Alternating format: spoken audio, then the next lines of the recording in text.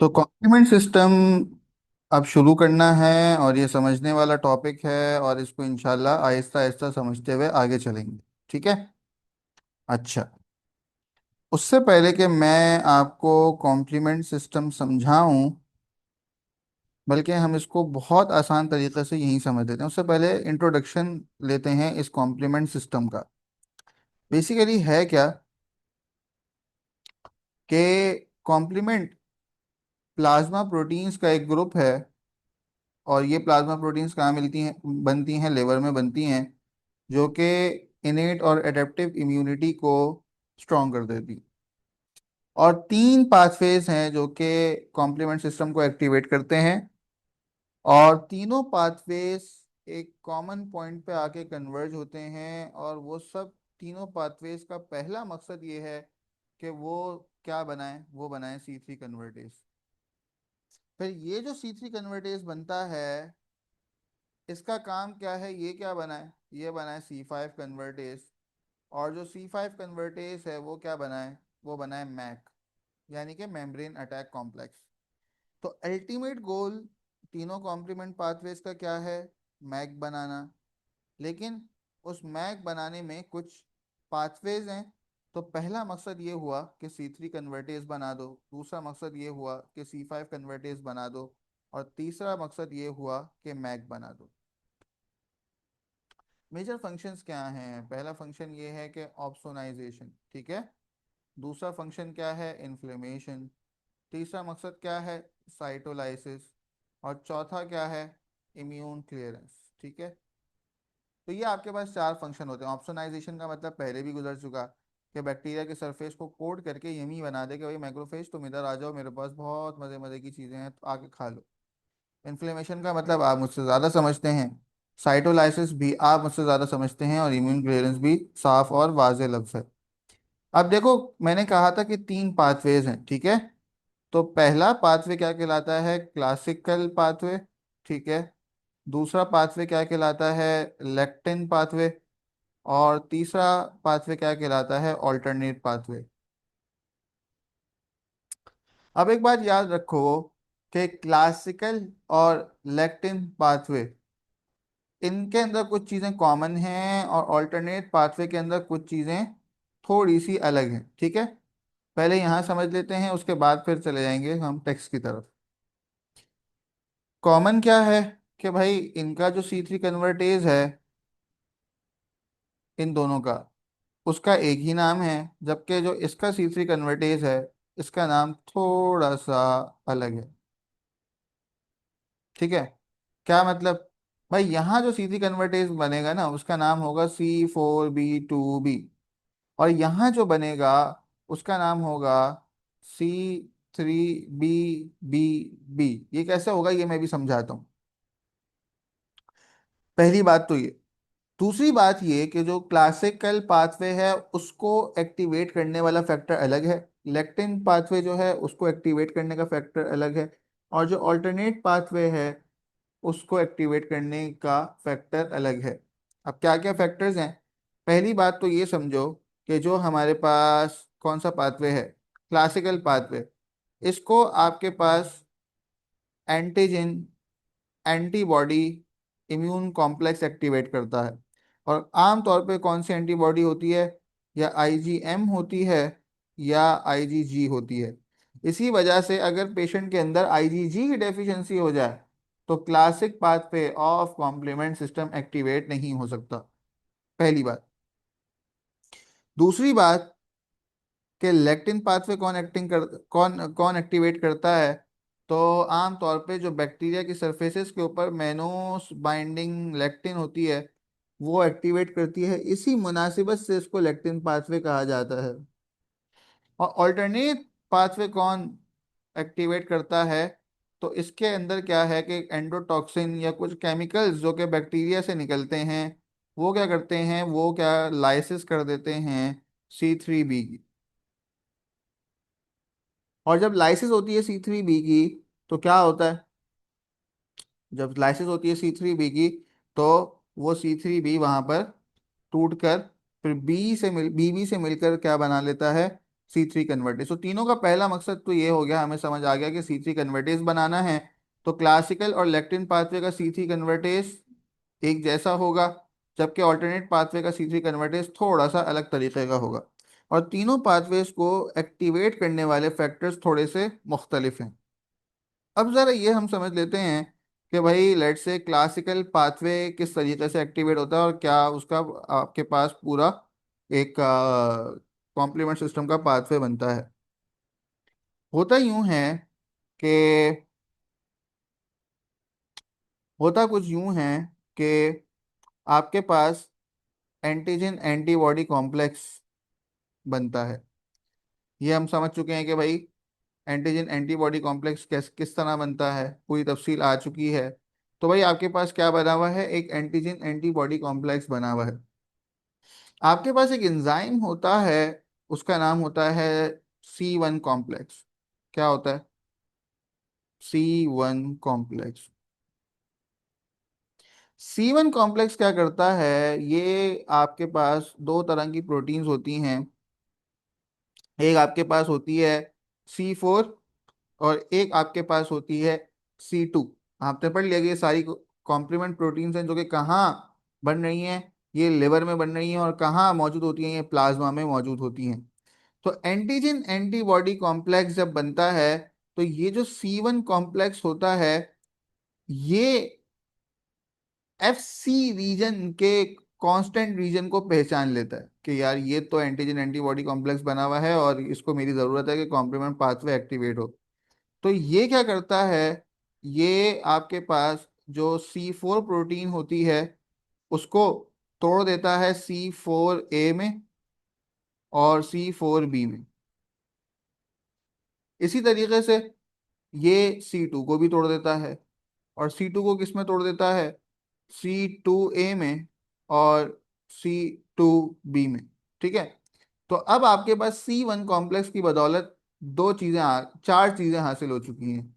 एक C4A आ गया है, एक C4B आ गया है, एक C2A आ गया है, एक C2B आ गया है। और फिर क्या होता है कि ये C4B और C2B आपस में मिलते हैं, तो क्या बन जाता है, C4B2B। ठीक है। तो इस तरीके से आपके पास क्या होता है, ये जो आपके पास मॉलिक्यूल बनता है इसको हम क्या कहते हैं, ये जो कॉम्प्लीमेंट कॉम्प्लेक्स बनता है इसको हम क्या कहते हैं, इस कॉम्प्लेक्स को कहते हैं C3 कन्वर्टेज। तो क्लासिकल पाथवे में तो C3 कन्वर्टेज इस तरह एक्टिवेट होता है। आइए जरा टेक्स्ट की तरफ चलते हैं कि क्लासिकल पाथवे का ट्रिगर क्या है, एंटीजन एंटीबॉडी कॉम्प्लेक्स। आमतौर पर ये एंटीबॉडीज कौन सी होती हैं, IgG और IgM। और जो सेंसर मॉलिक्यूल क्या है वो क्या है, C1 कॉम्प्लेक्स। अब आगे तफसील दी हुई है जो कि आपके लिए इतनी अहम नहीं है, कि C1 कॉम्प्लेक्स बेसिकली C1Q और C1R और C1S से मिलके बनता है। अब प्रोसेस क्या होता है मैंने आपको समझा दिया, कि जो C1Q होता है वो FC रीजन पे बाइंड करता है IgM के, या फिर दो एडजेसेंट IgG मॉलिक्यूल्स के, और फिर वो क्या करता है, वो C1R और C1S को एक्टिवेट करता है। ये एडिशनल बात है, जो कि C4 और C2 को तोड़ देते हैं, जैसा कि मैंने आपको ऊपर दिखाया है। और फिर फाइनली आपके पास क्या बन जाता है, C4B2B, जिसको हम क्या कहते हैं, C3 कन्वर्टेज। अब सवाल ये है कि यहाँ पर जो ए वाले फ्रेगमेंट्स बने थे उनका क्या हुआ। तो फिलहाल C2A और C4A का कोई खास मकसद अभी हमारे सामने बज़ाहिर नहीं है, लेकिन कुछ ए काम के होते हैं, उनके फंक्शंस आपके सामने आ जाएंगे। ठीक है। आखिरी बात वो ये कि IgA, IgE, IgD, ये तीनों कॉम्प्लीमेंट पाथवे पे कोई असर नहीं दिखाते हैं, ये एक्टिवेट ही नहीं करते। ठीक है। अब आ जाते हैं दूसरे पाथवे की तरफ, लेक्टिन पाथवे की तरफ। अब आपने बेसिक कॉन्सेप्ट को समझा हुआ है। बेसिक कॉन्सेप्ट क्या है, कि आपके पास C4 और C2, ये जो दो कॉम्प्लीमेंट प्रोटीन्स हैं, इनकी लाइसिस होनी है।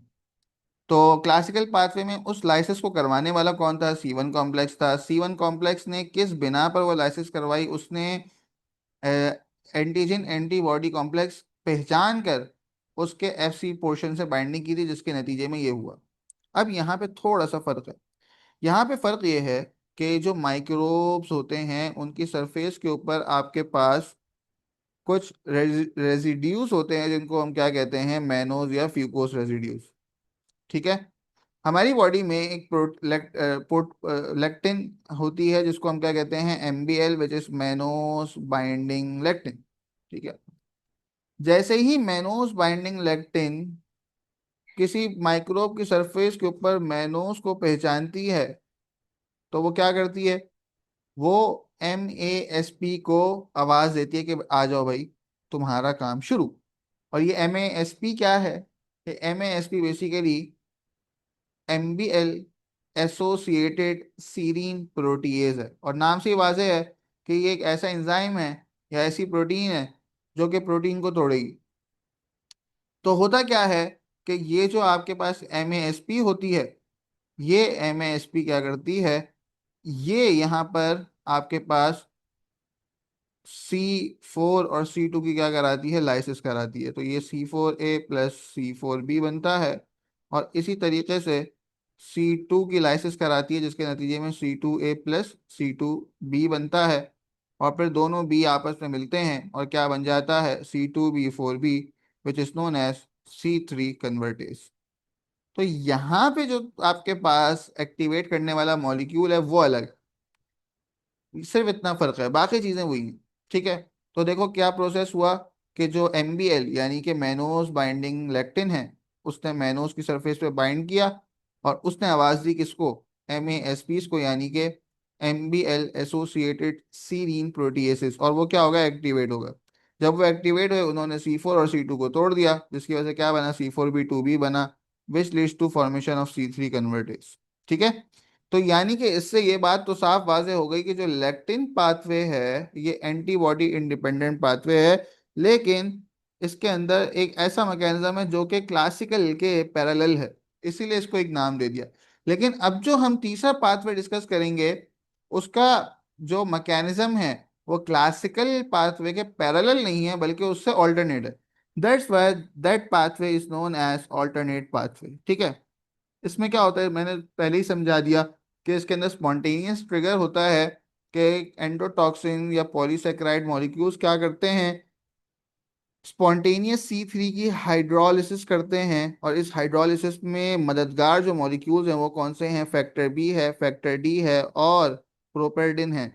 तो ये दोनों मिल के क्या करते हैं, ये क्या करते हैं, ये हेल्प करते हैं फैक्टर बी को C3B से बाइंड करने में। हुआ क्या लेट से एंडोटॉक्सिन, लाइपोपोलीसेकेराइड, कुछ भी, ठीक है, जो भी स्पेलिंग लिखी है इसको इग्नोर कर दें।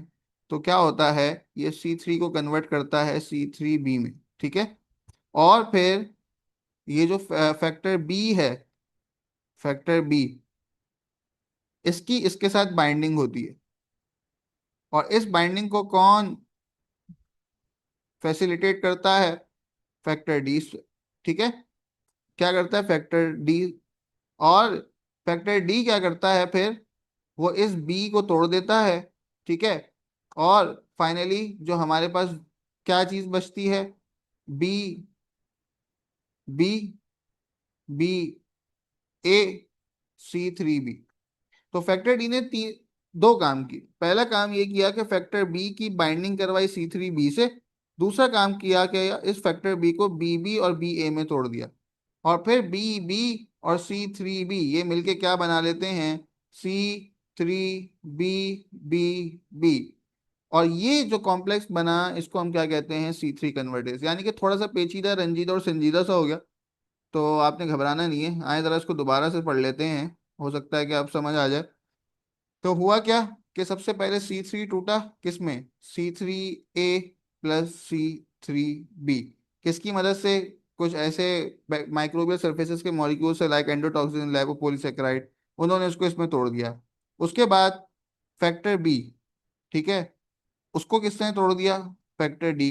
फैक्टर डी ने तोड़ दिया किसमें, BA प्लस B, और C3B और BB मिलके क्या बनाएंगे, C3BBB, which is known as C3 convertase. How beautiful it is, how अजियतनाक इज दिस। क्या आप इसी में लगे रहें कि BBABCCCB, ये सब क्या होता है। ठीक है भाई। तो अब देखो हुआ क्या है, हुआ ये है कि आपके पास क्लासिकल पाथवे के जरिए भी क्या बन चुका है, C3 कन्वर्टेज। ठीक है। और लेक्टिन पाथवे के जरिए भी क्या बन चुका है, C3 कन्वर्टेज। और ऑल्टरनेट पाथवे के जरिए भी क्या बन चुका है, C3 कन्वर्टेज। फर्क सिर्फ इतना है कि यहाँ पे जो C3 कन्वर्टेज है वो क्या है, C4B2B। और यहाँ जो है वो क्या है, C3BBB। ठीक है। तो ये हमारे पास एक मुख्तसर सा C3 कन्वर्टेज को एक्टिव करने का पाथवे हो गया। तो यानी कि जो सेंट्रल स्टेप था वो था C3 कन्वर्टेज, तीनों ने इस पॉइंट पे आके कन्वर्ज होना था। ठीक है। अब हुआ क्या, C3 कन्वर्टेज अब क्या करेगा। सवाल ये है कि C3 कन्वर्टेज का मतलब यही है कि वो C3 को तोड़ देगा C3A में और C3B में। अब इन दोनों का काम क्या है कि जो C3A होता है वो एनाफाइलोटॉक्सिन होता है, यानी कि वो मास्ट सेल डीग्रेनुलेशन करवाता है और वेस्कुलर परमिएबिलिटी को इंक्रीज कराता है। ये एग्जाम में आता है। ठीक है, ये तीसरा फंक्शन नहीं है, ये एक अहम बात है, ये एग्जाम में भी आता है कि C3A का क्या मकसद है, ये एक एनाफाइलोटॉक्सिन है। और जो C3B है वो क्या है, वो ऑप्सोनिन है। वो क्या करता है, बैक्टीरिया की सरफेस को कोट करता है और फेगोसाइटोसिस को इन्हांस करता है। तो जो दो मेन ऑप्सोनिन आपने याद रखने हैं, वो पहला है C3B और जो दूसरा मेजर ऑप्सोनिन है वो क्या है, IgG। एग्जाम ट्रैप, क्या एग्जाम ट्रैप है, किस तरीके से एग्जाम में इसके ऊपर सवाल आता है। लेट्स से कि आपके पास C3 की डेफिशिएंसी हो जाए, क्या C3 की डेफिशिएंसी के नतीजे में C3 कन्वर्टेज C3 को C3A और C3B में कन्वर्ट कर सकेगा। तो इसका जवाब है कि नहीं कर सकेगा। तो जिसकी वजह से क्या होगा, ये पाथवे एक्टिवेट नहीं होगा, जिसकी वजह से रिकरेंट पायोजेनिक इन्फेक्शंस होंगे और टाइप 3 हाइपर सेंसिटिविटी रिएक्शन होगा। क्यों टाइप 3 हाइपर सेंसिटिविटी रिएक्शन क्यों हो रहा है, क्योंकि वो एंटीजन एंटीबॉडी कॉम्प्लेक्स की डिपोजिशन की वजह से होता है। और ये एंटीजन एंटीबॉडी कॉम्प्लेक्सेस को क्लियर करना किसका काम है, हमारे इस कॉम्प्लीमेंट सिस्टम का काम है। अगर ये एंटीजन एंटीबॉडी कॉम्प्लेक्सेस क्लियर नहीं होते तो फिर क्या होता है, वो एंटीजन एंटीबॉडी कॉम्प्लेक्सेस टिश्यूज में जाके डिपॉजिट हो जाते हैं और वो हाइपर सेंसिटिविटी करवाते हैं। और इस हाइपर सेंसिटिविटी को क्या कहते हैं, टाइप 3 हाइपर सेंसिटिविटी रिएक्शन। तो ये हमारे पास हो गया। मैं आखिर में भी पूरा पाथवे दोबारा रिवाइज करा दूंगा। अब क्या होता है, नेक्स्ट स्टेप ये है कि C5 कन्वर्टेज का बनाना। तो जो C3 कन्वर्टेज है और जो C3B है, ये दोनों आपस में एक दूसरे से मिल जाते हैं और आपके पास क्या बनता है, C5 कन्वर्टेज। आओ दोबारा इधर बोर्ड की तरफ। तो भाई मैंने क्या कहा, मैंने ये कहा कि C3 कन्वर्टेज और C3B ये मिलके क्या बनाते हैं, C5 कन्वर्टेज। ठीक है। यानी कि ये जो पूरा कॉम्प्लेक्स होगा ये क्या कहलाएगा, ये पूरा कॉम्प्लेक्स एक साथ कहलाएगा, ये पूरा कॉम्प्लेक्स एक साथ क्या कहलाएगा, C5 कन्वर्टेज।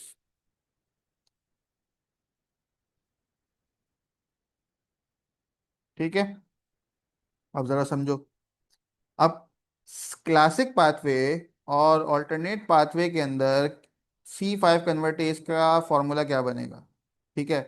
तो हम तीनों का लिखते हैं। क्लासिक पाथवे में क्या फॉर्मूला बनेगा, लेक्टिन पाथवे में क्या फॉर्मूला बनेगा, ऑल्टरनेट पाथवे में क्या फॉर्मूला बनेगा।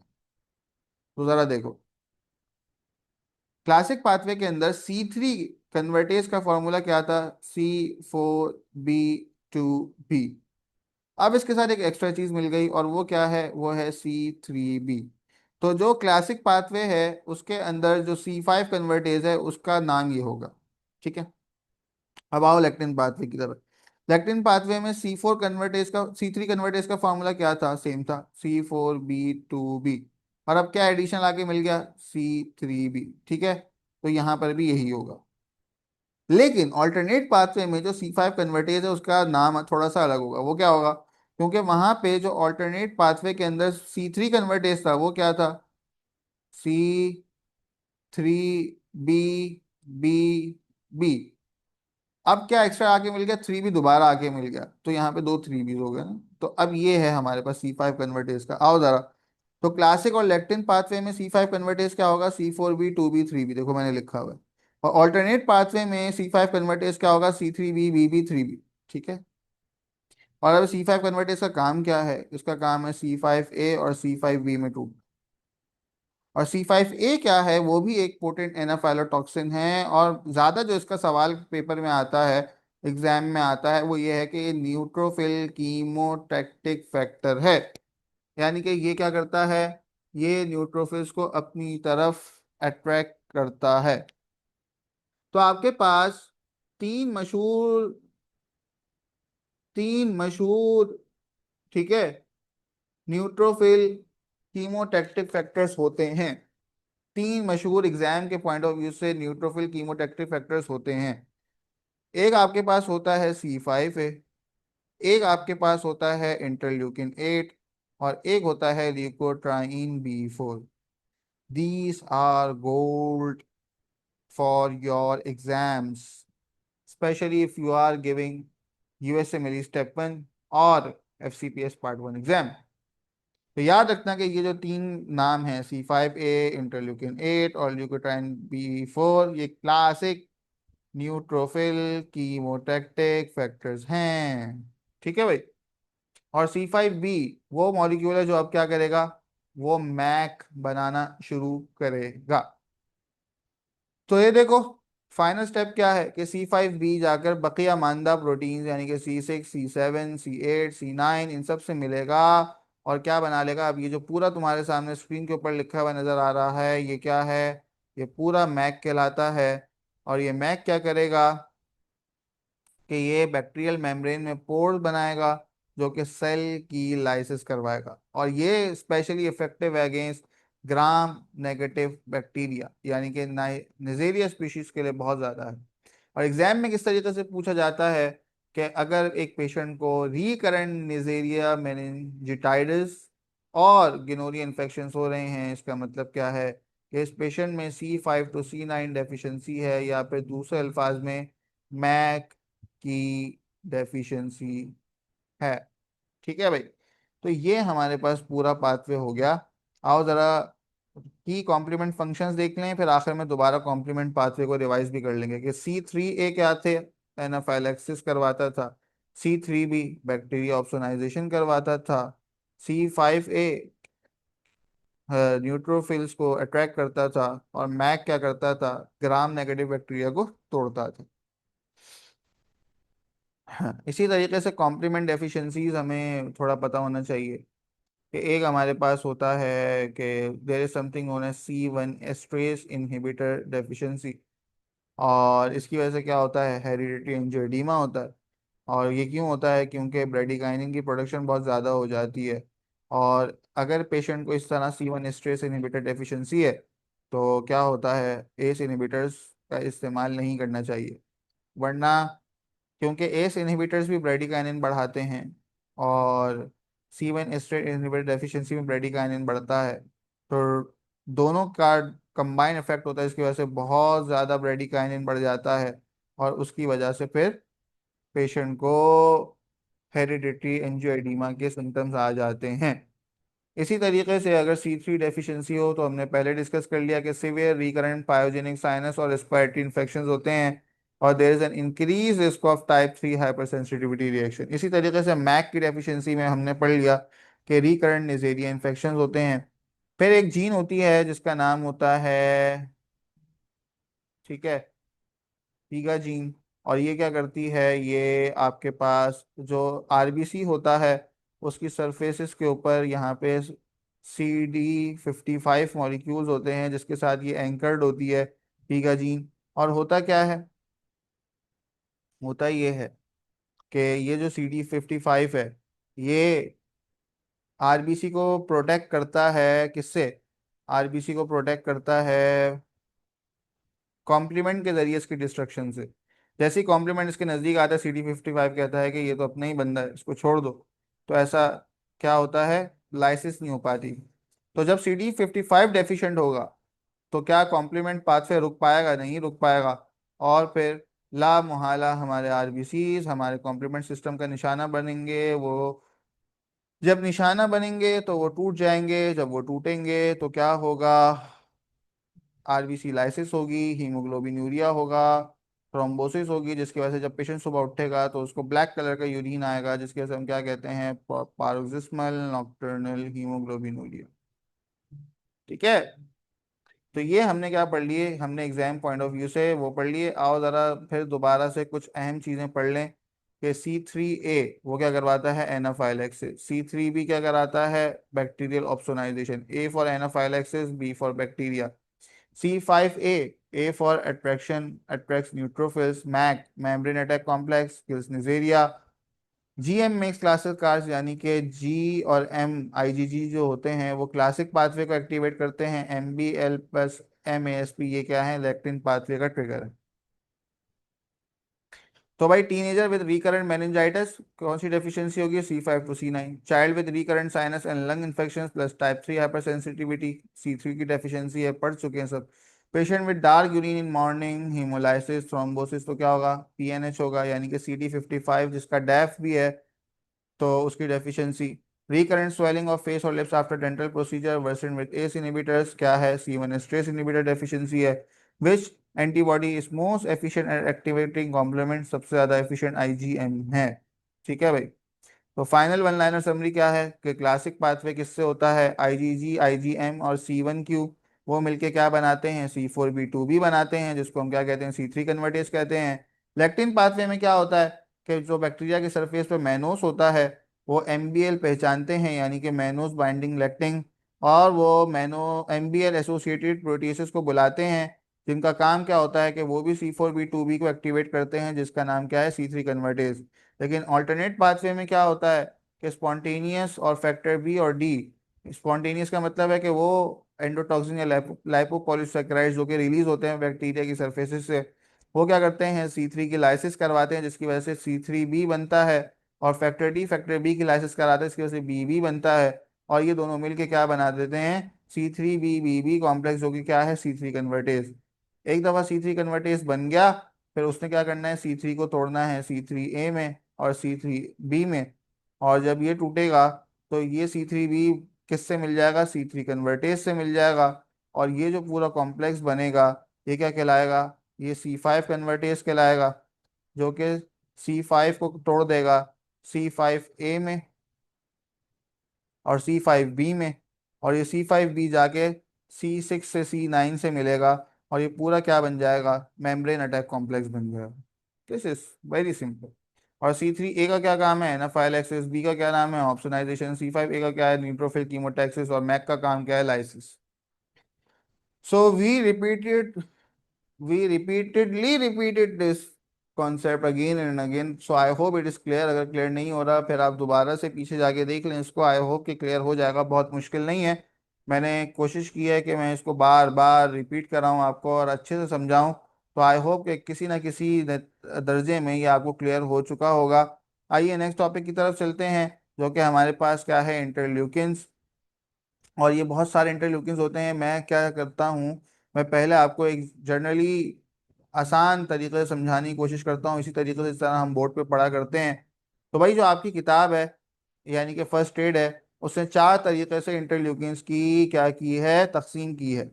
यानी कि पहले तो वो इंटरल्यूकिन्स हैं जो कि किससे रिलीज होते हैं, वो इंटरल्यूकिन्स जो कि हमारे मैक्रोफेजेस से रिलीज होते हैं। ठीक है, वो इंटरल्यूकिन्स जो कि मैक्रोफेजेस से रिलीज होते हैं। दूसरे वो इंटरल्यूकिन्स हैं जो कि कहाँ से रिलीज होते हैं, वो रिलीज होते हैं T सेल से। किससे, T सेल से। ठीक है। फिर वो होते हैं जो कहाँ से रिलीज होते हैं, T हेल्पर 1 से। किससे, T हेल्पर 1 से।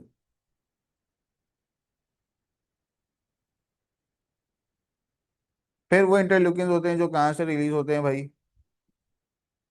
वो रिलीज होते हैं T हेल्पर 2 से। ठीक है।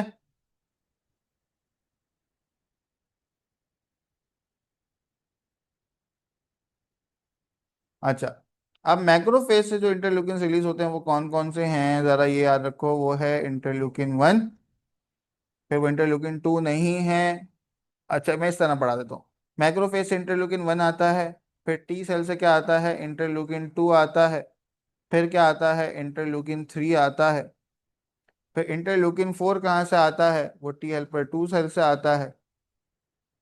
फिर इंटरल्यूकिन 5 कहाँ से आता है, वो भी टी हेल्पर 2 सेल से आता है। फिर मैक्रोफेज से क्या आता है, इंटरल्यूकिन 6 आता है। फिर इंटरल्यूकिन 7 का तस्करा हमने बहुत कम सुना, कहीं नहीं सुना। फिर टी हेल्पर 2 से क्या आता है, इंटरल्यूकिन 8 आता है। फिर इंटरल्यूकिन 9 का तस्करा कहीं सुनने में नहीं आया। फिर इंटरल्यूकिन 10 आता है। और फिर मैक्रोफेज से क्या आता है, इंटरल्यूकिन 12 आता है। और फिर टी हेल्पर 2 से इंटरल्यूकिन 13 आता है। ठीक है, ज्यादातर यहीं तक होते हैं। कभी कभी इंटरल्यूकिन 17 का तस्करा भी आता है, वो जब आएगा वो देख लेंगे, लेकिन अभी नहीं। और फिर आपके पास दो और चीजें होती हैं, यानी कि यहाँ से TNF अल्फा भी निकलता है। ठीक है, और यहाँ से क्या निकलता है, इंटरफेरॉन गैमा निकलता है। तो ये मैंने आपके सामने सारे इंटरल्यूकियंस की तफसील लिख दी। ठीक है, अब मैं क्या करता हूँ, मैं बारी बारी जो है वो इंटरल्यूकियंस को यहाँ लिस्ट डाउन करता जाता हूँ, और फिर बताता जाता हूँ उनका फंक्शन, और फिर आखिर में क्या करूंगा कि मैं टेक्स्ट से गुजरूंगा। ठीक है, तो सबसे पहले कौन सा वाला है, इंटरल्यूकिन 1 है। और इंटरल्यूकिन 1 का क्या काम हो सकता है, 3 काम हो सकते हैं। इंटरल्यूकिन 1 सबसे पहले तो यह है कि फीवर करवाता है। ठीक है, उसके बाद क्या करता है, एंडोथीलियल एंडोथीलियल सरफेस को तैयार करता है। एंडोथीलियम से कोई ताल्लुक है। और तीसरा काम यह है कि ये ऑस्टियोक्लास्ट एक्टिवेटिंग फैक्टर को भी रेगुलेट करता है, जिसकी वजह से बोन ब्रेकडाउन होती है। ठीक है, और फिर दूसरा हमारे पास कौन है, इंटरल्यूकिन 2 है। इंटरल्यूकिन 2 क्या करता है, ये इन्वॉल्व होता है डिफ्रेंसिएशन ऑफ लिम्फोसाइट्स। ठीक है, जितने भी लिम्फोसाइट्स हैं उनके डिफ्रेंसिएशन में रोल प्ले करता है। इंटरल्यूकिन 3 क्या करता है, ये GM-CSF के इक्विवेलेंट होता है, यानी कि ये बोन मैरो को क्या करता है, स्टिमुलेट करता है। Bone marrow stimulation. इसके ऊपर मुख्तलिफ तरीके से सवाल आता है कि भाई लेट से एक पेशेंट है जिसको एनीमिया है, थ्रोम्बोसाइटोपिनिया है, और लेट से उसको लिम्फोपीनिया भी है, लेकिन एनीमिया थ्रोम्बोसाइटोपिनिया पे ही वो इक्तफा कर सकते हैं। और वो कहते हैं कि हमने एक ऐसा लेबोरेटरी में इंटरल्यूकिन बना के दिया जिसने जो है वो रेड ब्लड सेल्स और प्लेटलेट्स की प्रोडक्शन स्टार्ट कर दी, आप बताएं वो कौन सा वाला इंटरल्यूकिन था। तो उसका जवाब होता है कि वो इंटरल्यूकिन 3 था, क्योंकि वो colony granulocyte monocyte colony stimulating factor के तौर पे एक्ट करता है। ठीक है, अच्छा, उसके बाद कौन सा वाला आएगा, उसके बाद आएगा इंटरल्यूकिन 4। इंटरल्यूकिन 4 क्या करेगा, इंटरल्यूकिन 4 दो काम करता है। एक IgG और दूसरा IgE, इनकी डिफ्रेंशिएशन कराता है, और भी बहुत सारे काम करता है, फिलहाल मैं ये लिख रहा हूँ। ये चीज पहले भी गुजर चुकी है जब हम पढ़ रहे थे कि T हेल्पर 2 सेल्स और एक्टिवेशन ऑफ B सेल्स का किस तरीके से एक दूसरे का ताल्लुक है।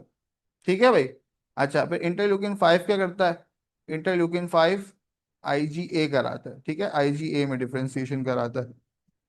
फिर कौन सा आ जाता है, फिर आ जाता है इंटरल्यूकिन 6। इंटरल्यूकिन 6 का क्या काम है, वो भी सेप्सिस और इन्फ्लेमेशन में हेल्प करता है।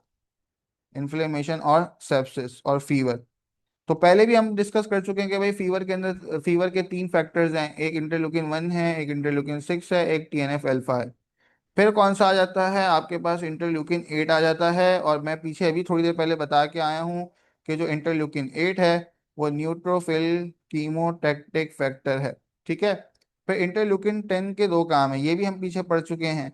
पहला काम हमने क्या पढ़ा था इंटरल्यूकिन 10 का, कि वो T हेल्पर 2 डिफ्रेंसिएशन में हेल्प करता है, याद आ रहा है आपको। और दूसरा काम इसका ये है कि ये एंटी इन्फ्लेमेटरी के तौर पे भी है। ठीक है, अच्छा, उसके बाद कौन सा है, इंटरल्यूकिन 12 है। इंटरल्यूकिन 12 का क्या काम होता है, इंटरल्यूकिन 12 का काम ये होता है कि वो क्या करता है, T हेल्पर 1 सेल्स की डिफ्रेंसिएशन करता है। और फिर T हेल्पर 13 का क्या क्या क्या काम होता है, इंटरल्यूकिन 13 भी क्या करता है, वो आपके पास IgE बनाने में हेल्प करता है। इसी तरीके से इंटरल्यूकिन 5 का IgA के साथ एक और काम होता है कि वो ईओसिनोफिल्स बनाने में मदद करते हैं। ठीक है, अच्छा, फिर आपके पास दो चीजें और हैं। एक आपके पास क्या है, आपके पास है TNF अल्फा। टीएनएफ अल्फा का क्या काम है? ये आपके पास जो ग्रेन्युलोमा बनता है, ग्रेन्युलोमा में हेल्प करता है, ठीक है, और सेप्सिस और फीवर में भी हेल्प करता है। आखिरी क्या बचा आपके पास? Interferon gamma. और इंटरफेरॉन गैमा का क्या काम है? इंटरफेरॉन गामा का हमने बहुत पीछे काम पढ़ा था जब हम टी हेल्पर वन सेल पढ़ रहे थे कि वो मैक्रोफेज को एक्टिवेट करता है। तो इसमें अक्सर चीजें हमने पढ़ी हुई हैं, बस एक तरीके से रिवीजन था। अब आप देखें जितने भी मैंने ब्राउन से लिखे हैं वो सारे वो हैं जो कि मैक्रोफेज से रिलीज होते हैं, जितने मैंने ग्रीन से लिखे हैं वो टी सेल से होते हैं, जो मैंने ब्लू से लिखे हैं वो टी हेल्पर टू से होते हैं, और जो मैंने इस कलर से लिखा है जिस कलर का मुझे भी नहीं पता, ये टी हेल्पर वन से होता है। अब आप अगर अजीब बात नोट करें यहाँ पर वो ये है कि आपको ये बात पता है कि जो हमारे पास type one hypersensitive reaction है, या फिर मैं बहुत ज़्यादा स्पेसिफिक करके समझाना चाहूँ एग्जाम के लिए, तो लेट से हमारे पास एज्मा है। आपको पता है एज्मा की एटियोलॉजी के अंदर एलर्जेंस को बहुत रोल होता है, और आपको पता है एलर्जेंस का ताल्लुक आईजीई ईओसिनोफिल से होता है। आपको तीन जगह पर आईजीई और ईओसिनोफिल्स नजर आ रहे हैं। एक आपके पास इंटरल्यूकिन 4 है, एक आपके पास इंटरल्यूकिन 5 है, एक आपके पास इंटरल्यूकिन 13 है। तो यानी कि साबित ये हुआ कि एस्मा की इटियोलॉजी के अंदर अगर वो पूछते हैं घुमा फिरा कर आपसे एक सवाल बनाकर कि वो कौन कौन से इंटरल्यूकिन हैं जो कि रोल प्ले करते हैं, तो आपका जवाब होगा इंटरल्यूकिन 4 है, इंटरल्यूकिन 5 है और इंटरल्यूकिन 13 है। इसी तरीके से अगर आप गौर फरमाएं तो ग्रैन्युलोमा फॉर्मेशन के अंदर आपके पास कौन कौन से हैं, तो एक आपके पास टीएनएफ अल्फा है। और आपको ये बात पता है कि ग्रैन्युलोमा फॉर्मेशन का मतलब है कि कुछ मैक्रोफेजेस आते हैं और मैक्रोफेजेस आकर उस बैक्टीरिया को या उस कंपाउंड को चारों तरफ से घेर लेते हैं और एक्टिवेट हो जाते हैं, जिनको एपिथेलॉइड माइक्रोफेजेस कहते हैं। आपने जनरल पैथोलॉजी में बखूबी उसको पढ़ा होगा, यहाँ उसकी तफसील दोहराने की ज़रूरत नहीं है बिलफर्ज। लेकिन आपको इतना बताया कि वो मैक्रोफेजेस की वजह से होता है, और मैक्रोफेजेस किस वजह से एक्टिवेट होते हैं? वो इंटरफेरॉन गैमा की वजह से एक्टिवेट होते हैं। तो यानी कि दूसरा जो रोल है वो किसका है? वो इंटरफेरॉन गैमा का है आपके पास। किसके अंदर? किसके अंदर? आपके पास इसके अंदर है कि वो आपके पास ग्रेनुलोमा बनाते हैं। तीसरी बात ये है कि ये मैक्रोफेजेस किससे इंड्यूस हुए? वो इंटरफेरॉन गैमा से इंड्यूस हुए। और सवाल ये है कि ये इंटरफेरॉन गैमा कहाँ से आया? ये टी हेल्पर वन सेल से आया। और सवाल ये है कि टी हेल्पर वन को किसने स्टिमुलेट किया? तो टी हेल्पर वन को आपके पास इंटरल्यूकिन 12 ने स्टिमुलेट किया। यानी कि अगर इंटरल्यूकिन 12 ना हो तो टी हेल्पर वन ना हो, जब टी हेल्पर वन ना हो तो इंटरफेरॉन गैमा ना हो, इंटरफेरॉन गैमा ना हो तो मैक्रोफेजेस की एक्टिवेशन ना हो। तो बस ये साबित हुआ कि इंटरल्यूकिन 12 जो है वो भी वो कंपाउंड है जो कि ग्रैनुलोमा फॉर्मेशन में हेल्प करता है। तो ग्रैनुलोमा फॉर्मेशन में आपके पास तीन है, interferon gamma, interleukin 12, TNF alpha. और आपके पास एस्मा में भी तीन है, इंटरल्यूकिन 4, इंटरल्यूकिन 5 और इंटरल्यूकिन 13। ठीक है भाई, मैं अपनी बात समझा पा रहा हूँ। इसी तरीके से फीवर के अंदर आपके पास तीन है, इंटरल्यूकिन 1, इंटरल्यूकिन 6। कहाँ गए इंटरल्यूकिन 6? कहाँ गए भाई तुम? इंटरल्यूकिन 6 जो कि फीवर करवा रहा है, और टीएनएफ अल्फा। तो ये मैंने आपके साथ थोड़ा सा हमदर्दी का मामला किया कि इंटरल्यूकिंस को एक जगह लिखकर और आपको समझा दिया। अब मैं क्या करूंगा, मैं बस स्क्रीन से गुजारूंगा, ठीक है, और आपने क्या करना है, बस इसको स्क्रीन को रोक कर पढ़ते जाना है। तो पहले क्या है सबसे? इंटरल्यूकिंस रिलीज बाय मैक्रोफेजेस। तो पहले के अंदर पूछ रहे हैं कि कौन सा मैक्रोफेजेस से रिलीज होने वाला कंपाउंड है जो कि फीवर के लिए रिस्पॉन्सिबल है, तो जवाब है इंटरल्यूकिन 1। फिर दूसरे में पूछ रहे हैं कि एंडोथेलियम के ऊपर जो आई कैम और वी कैम की एक्सप्रेशन हो रही है, इसके लिए कौन सा मॉलिक्यूल या कौन सा केमिकल रिस्पॉन्सिबल है, उसका क्या नाम है? इंटरल्यूकिन 1 है। ठीक है। और फिर यहाँ पर विच मैक्रोफेज ऑस्टियोक्लास्ट एक्टिवेटिंग फैक्टर को एक्टिवेट करने में रिस्पॉन्सिबल है, तो इंटरल्यूकिन 1 है। अच्छा, तो अच्छा यहाँ पे ये वाला सवाल आप छोड़ दीजिएगा, ठीक है। इसके अंदर इंटरल्यूकिन 8 का भी जवाब होने का एहतमाल है, तो इसको आप ज़रा रहने दीजिएगा, ठीक है। अच्छा, a 40-year-old patient systemic inflammatory response shows fever, leukocytosis, endothelial activation, सब इंटरल्यूकिन 1 के काम हैं। ठीक है, चलिए ये पढ़ लीजिएगा एग्जाम प्रेप। इंटरल्यूकिन 6 के बारे में बता चुका हूँ। हाँ, इंटरल्यूकिन 6 में एक खास बात, ये बात याद रखनी है कि ये आपके पास आ, जो आपके पास अक्यूट फेस रिएक्टेंट्स हैं, यानी कि आपके पास क्या हैं, CRP है, आपके पास ESR है, फाइब्रिनोजिन है, इन सबको भी एक्टिवेट करते हैं। ठीक है, तो ये बात एक याद रखने वाली है कि CRP, ESR, फाइब्रिनोजिन ये इंटरल्यूकिन 6 से एक्टिवेट होता है। तो अगर आपको सवाल में इस तरह का कुछ मिले तो CRP के लिए कौन रिस्पॉन्सिबल है, एलिवेटेड CRP के लिए, तो उसका जवाब क्या है, इंटरल्यूकिन 6 है। इसी तरीके से एक पेशेंट है जिसका फाइब्रिनोजिन और CRP जो है बढ़ा हुआ है, कौन है, इंटरल्यूकिन 6 रिस्पॉन्सिबल है। इसी तरीके से जहाँ पे हमारे पास ESR है, तो इसके लिए कौन है, इंटरल्यूकिन 6 है। ठीक है, तो ये आप पढ़ लीजिएगा। तीसरा आपके पास TNF अल्फा है। तो TNF अल्फा का एक काम और है जो कि बहुत मशहूर है एग्जाम पॉइंट ऑफ व्यू से। वो क्या है, उसका काम है कैशेक्सिया करवाना, यानी कि जो कैंसर पेशेंट्स होते हैं उसके अंदर वो प्रोग्रेसिव वेट लॉस और मसल वेस्टिंग करवाता है। तो यहाँ पे मैं इसका एक काम का इजाफा कर देता हूँ क्योंकि बहुत हाई यील्ड है और ये आपको भूलना नहीं है। क्या है वो, कैचेक्सिया है। और इसी तरीके से इंटरल्यूकिन 6 का एक काम यहाँ पे मैं और कर देता हूँ कि वो अक्यूट फेस रिएक्टेंट्स को अप रेगुलेट करते हैं या उनके लेवल्स को बढ़ाते हैं। Sepsis, high fever, hypotension, multi organ dysfunction, किसका काम है, सेप्सिस पसंदीदा TNF अल्फा के लिए। ठीक है, अच्छा। और अब देखें TNF अल्फा क्या कर रहा है, वो ग्रेन्युलोमा को सीमेंटिंग करता है। ग्रेन्युलोमा की सीमेंटिंग समझते हैं आप, यानी कि ग्रेन्युलोमा एक दफा बन गया, अब उसको होल्ड करके रखता है। तो अगर मैं कोई ऐसी ड्रग दूं जो कि TNF अल्फा इनहिबिटर हो, ठीक है, तो TNF अल्फा इनहिबिटर की वजह से वो जो सीमेंट बना हुआ था वो ग्रेन्युलोमा फॉर्मेशन में, वो सीमेंट कमजोर पड़ जाता है। जिसकी वजह से क्या होता है कि वो ग्रेन्युलोमा फॉर्मेशन डिस्ट्रॉय हो जाती है और लेट से वो टीबी के खिलाफ था, तो अब टीबी ग्रेन्युलोमा के अंदर बन नहीं रहा, चुनांचे उसकी क्या हो जाती है, रीएक्टिवेशन हो जाती है। ये बात जरा जहन में रखनी है, ये एक बहुत इंपॉर्टेंट पॉइंट है जो कि एग्जाम में आता है कि लेट से एक पेशेंट को TNF अल्फा इनहिबिटर दिया गया, वो उनके क्या नाम होते हैं वो इंशाल्लाह हमारी अभी आगे फार्मा की डिस्कशन में आ जाएगा। तो TNF अल्फा इनहिबिटर जब दिया तो उसकी वजह से पेशेंट को कुछ अरसे बाद दोबारा से कफ, हेमोप्टिसिस वगैरह होने लग गई और पेशेंट की एक पास हिस्ट्री भी थी टीबी की आज से 40 साल पहले। तो बताइए कि क्या हुआ, तो उसमें उसका जवाब ये होगा कि जो TNF अल्फा एक्टिविटी थी वो लॉस हो गई और उसकी वजह से रीएक्टिवेशन ऑफ टीबी हो गई। अब आप जाहिर सी बात है वो ये नहीं बताएंगे क्योंकि उन्होंने TNF अल्फा इनहिबिटर दिया था, वो उस ड्रग का नाम देंगे। ठीक है, तो इसी तरीके से इंटरल्यूकिन 8 हमने पढ़ लिया कि वो न्यूट्रोफिल कीमोटैक्टिक फैक्टर है। ठीक है, तो ये तो हो गया, आसान है, देख लीजिएगा। इंटरल्यूकिन 12 क्या करता है, टी हेल्पर वन सेल्स को वो करता है। ठीक है, देख लीजिएगा आप इसको।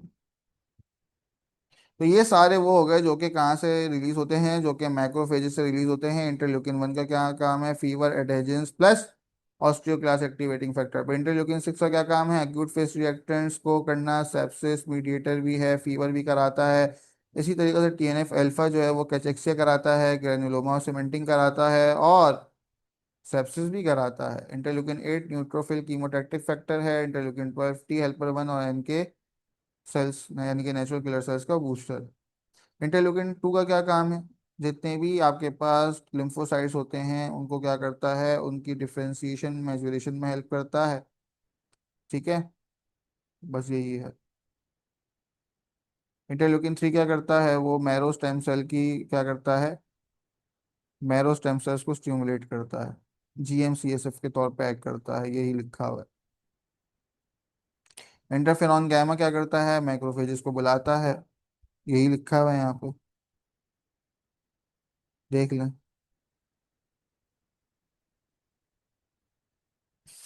तो ग्रैन्युलोमा और टीबी मेंटेनेंस में कौन है, इंटरफेरॉन गैमा है। ठीक है, ये भी देख लें आप। ये सब पढ़ा हुआ है इसलिए मैं आगे बढ़ तो ग्रेनुलोमा फॉर्मेशन में कौन कौन है? ट्यूमर नेक्रोसिस फैक्टर अल्फा है, इंटरल्यूकिन 12 है, और इंटरफेरॉन गैमा है। यानी कि जो स्टार्ट करने वाला मॉलिक्यूल है वो इंटरल्यूकिन 12 है, फिर उसको बिल्ड जो करता है वो इंटरफेरॉन गैमा है, और सीमेंट या मेंटेनर जो है वो टीएनएफ अल्फा है।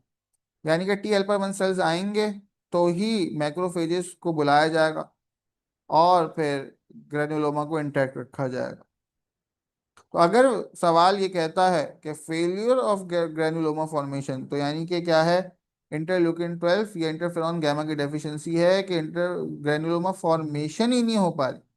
लेकिन अगर वो कहता है कि ग्रेनुलोमा ब्रेकडाउन या reactivation of TB on biologics, यानी कि एंटी टीएनएफ अल्फा, यानी कि एंटी टीएनएफ थेरेपी, यानी कि टीएनएफ अल्फा इनहिबिटर्स, तो फिर आप क्या कहेंगे कि भाई यहाँ पे एंटी टीएनएफ थेरेपी है। तो इंटरल्यूकिन 4 के मैंने आपको बता दिए फंक्शंस, आईजीजी, आईजीई, ठीक है, देख लीजिएगा। इंटरल्यूकिन 5 का मैंने बता दिया, आईजीए और ईओसिनोफिल्स, सवाल देख लीजिएगा। 10 का मैंने बता दिया, एंटी इन्फ्लेमेटरी भी है, टी हेल्पर 2 को भी करती है स्टिमुलेट। 13 का भी मैंने बता दिया कि वो आईजीई लेवल्स को करती है, ठीक है भाई। और इंटरल्यूकिन 4 का मजीद बता चुका हूँ, ये दोबारा गलती से मैंने लिख दिए हैं, कबीरा खातिर मत होइए, देख लीजिए, पढ़ा चुका हूँ। रेपिटेशन, रेपिटेशन का बार बार मकसद ये होता है कि चीज़ अजबर हो जाए, जहन में बैठ जाए, पुख्तगी आ जाए, इम्तिहान में कामयाबी का सबब बने। ये सारे सारे सब पढ़ा चुका, देख लें बस।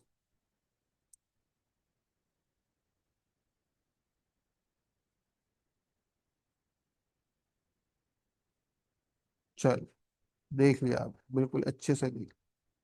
ये आपके पास एग्जाम क्लस्टर्स एक साथ आ गए सारे, कि फीवर सेप्सिस में कौन कौन है, न्यूट्रोफिल्स के लिए कौन कौन है, ग्रेनुलोमा के लिए कौन कौन है, एलर्जी एज्मा के लिए कौन कौन है, इम्यून ब्रेक कौन कौन। तो ये सब चीजें आपके पास क्या हो गई, एक साथ आ गई। अल्हम्दुलिल्लाह हमने बहुत तफसील से क्या किया, कॉम्प्लीमेंट को भी समझा, एक एक स्टेप समझा, और हमने सारे इंटरल्यूकिंस को याद करने की कोशिश की, ट्रिक से, निमोनिक से, अपनी पास्ट नॉलेज से, कुछ इंपॉर्टेंट एग्जाम पॉइंट्स, और ये है कि क्लस्टर्स कहाँ कहाँ आपको मिलते हैं। सब चीज़ें अल्हम्दुलिल्लाह हमने बहुत ज़बरदस्त तरीके डिस्कस कर ली। इंशाल्लाह अब नेक्स्ट टाइम हम क्या करेंगे, नेक्स्ट वीडियो के अंदर respiratory burst, HMP shunt pathway, उसके क्लिनिकल्स, हाइपर सेंसिटिविटी रिएक्शंस, और वैक्सीन्स, ये कर लेंगे। और फिर उससे नेक्स्ट वीडियो के अंदर हम बाकी जितनी चीज़ें हमारी इम्यूनोलॉजी में बच गई हैं, इम्यूनो डेफिशिएंसीज और बाकी चीज़ें, इंशाल्लाह उसको कवर करेंगे। तो फिर आपसे इंशाल्लाह नेक्स्ट वीडियो में मुलाकात होती है। अल्लाह हाफिज़।